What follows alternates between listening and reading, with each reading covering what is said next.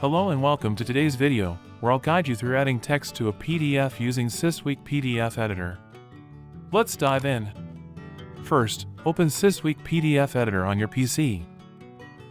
Once it's open, click on File in the upper left corner.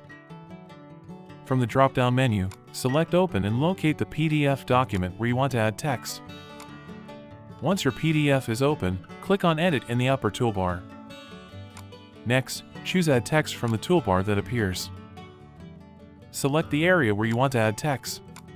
On the right side, customize the font, size, and other formatting options as desired. Then, start typing your text directly into the chosen area.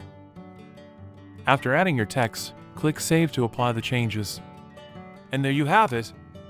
You successfully added text to your PDF using Systweak PDF Editor.